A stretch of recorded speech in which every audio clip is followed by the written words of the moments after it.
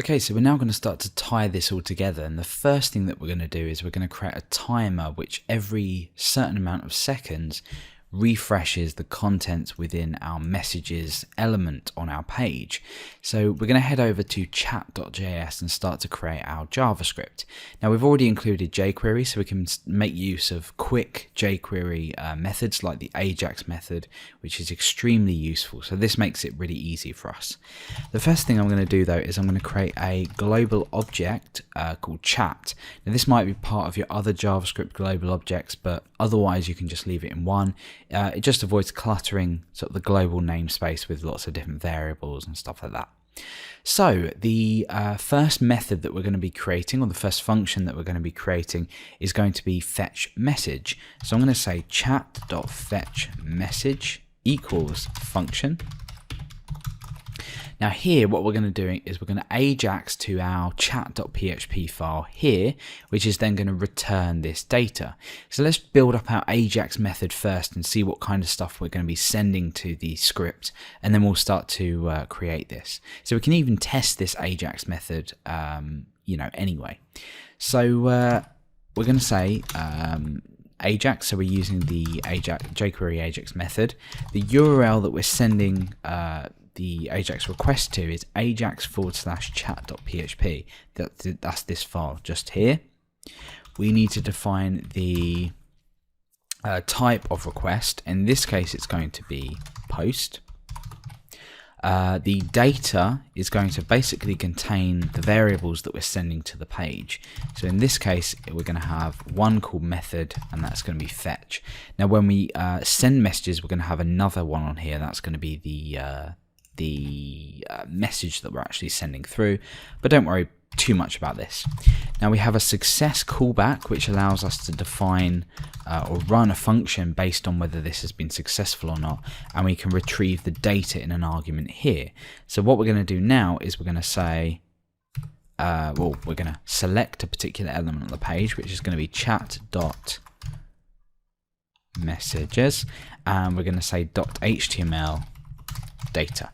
So what's going to happen here is we're going to call to this file with the post data the request method of type, and we're going to be sending this method variable, and the contents of this will be fetch. So this will tell us in this chat.php to fetch, and then on the success of that, we're going to place the contents within the element just here, which will then show up in here. So whatever we have in our chat.php file, this will display here. So for example, let's go ahead and edit this. Let's just make this a bit smaller so we can see what's going on. If I was to say in here, echo hello. In fact, let's blank this for now, and let's create our interval. So down here, I'm going to say chat.interval equals set interval, and in here we're going to run a particular function. That's going to be chat.fetch messages, and we've already created fetch message. Let's call it fetch messages, and that is going to be we could have it every 5 seconds, but for now let's do it every 2 seconds just so we can see what's going on. So we're going to go ahead and refresh now. Let's go ahead and inspect an element anywhere, and we'll go over to the network tab, and you can see that every 2 seconds this chat.php file is being accessed. Now this is really poor for networking speed, so it probably should be a larger number. There are also other ways that we can sort of make sure this doesn't call unnecessarily, but in this case we're just going to be doing it in the inefficient way, but it's going to work. So in this case now, it's calling this file every so often. So whatever I do in here will appear in this window just up here.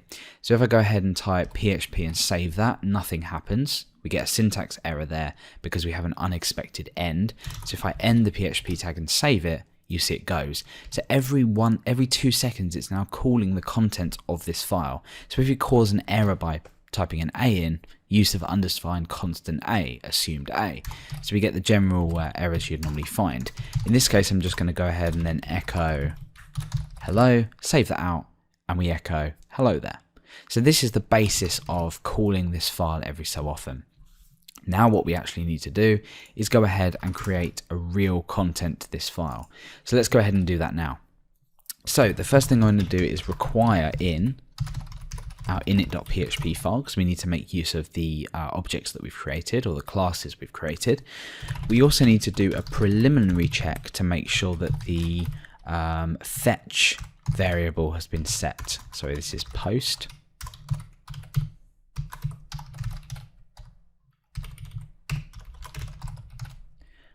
And empty. Sorry, this is going to be method. There we go. So we also need to check if this isn't empty. So empty equals false. So let me just quickly explain this. If we go back to chat.js, you can see we've sent this method variable and it's fetch here. Now when we create the throw message function, we're going to be saying throw here instead. So this is basically going to pick this up, and then in here we're going to have an if statement to say, you know, if this is fetch, then fetch the messages and output them. If it's throw, then pop the message in. So what we're going to do here is instantiate a chat object, so equals new chat, and then under here we're also going to say method. Let's pull this along a bit. Method equals $_post method, and we're also going to trim this. So now what we can do is we can say if method is equal to fetch messages and output. Otherwise, if the method is equal to throw, and we need some more checks here, but we'll leave that out just for now. Throw message into database. Cool. So the first thing that we're going to do here then is fetch messages. So what do we need to do here if the method is fetch? Well, we need to call the fetch messages method that we created earlier in our, let's just go ahead and find it in here. So we need to call this method here. So we say messages equals chat fetch messages, and then we need to do a couple of checks. So if this is empty, so if there are no messages, we need to show an error message. So I'm going to say if something, otherwise something else. So I'm going to say if empty messages equals true, then we echo. I've already got a predefined message here that I can just copy and paste over, but obviously that's entirely up to you. So if the if messages contains nothing, so if it hasn't returned anything from the database, then echo there are currently no messages in the chat. Otherwise, we want to go ahead and loop through the messages. So we use a for each construct, and what we're doing is we're saying for every message, call it message, as message. So for every message, call it message, and then I'm going to break out of PHP, back into PHP, and in here we're going to start to create our markup just as we did earlier. So I'm spacing all this out, it's a bit messy, but it's just so it's easier to read. So we have a div class of message, and remember we had that anchor link here, and then we had says, and then we had a paragraph with the data. Now we need to take this from message and then output it here. So in this case, we'll break back into PHP and we'll say message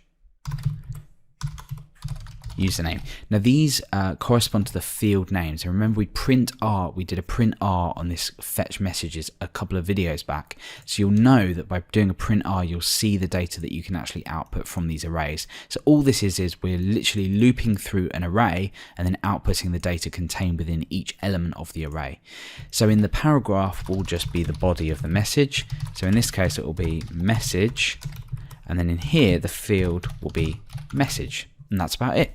So as long as everything has worked correctly here, when we go back to here, it's already refreshed, because remember we're refreshing every 2 seconds. So while we've been coding away there, these messages have now been looped through and output into our chat area here. So that's essentially it. So every 2 seconds now, this chat is refreshing itself. Now I'm just going to go ahead and change that to a slightly larger number. I'm going to say every 8 seconds, just because it's, let's say 5 for now, just because it's quite often to refresh. And you have to take into consideration that if you're refreshing constantly and AJAX into a file constantly, you're going to have this problem. Now we also have the problem that when I refresh, we don't get this appear for 5 seconds because the interval won't initially execute the function that we define within it. And what I mean is that when we set the interval here, it waits 5 seconds, then executes this fetch messages function. So underneath here, what we need to do is we just need to say chat.fetch messages, and all that will do is it will initially fetch the messages, and then 5 seconds later we'll start to kick in with this interval. So when I click refresh now, that's automatically loaded, and then if you look at the bottom here in my network tab, after 5 seconds we'll see another chat.php, and this will just constantly call it. So we've now done that. The next video we're going to actually create the functionality to type a new message in here, hit enter, and for it to be sent using our throw message method, and pop that into the database.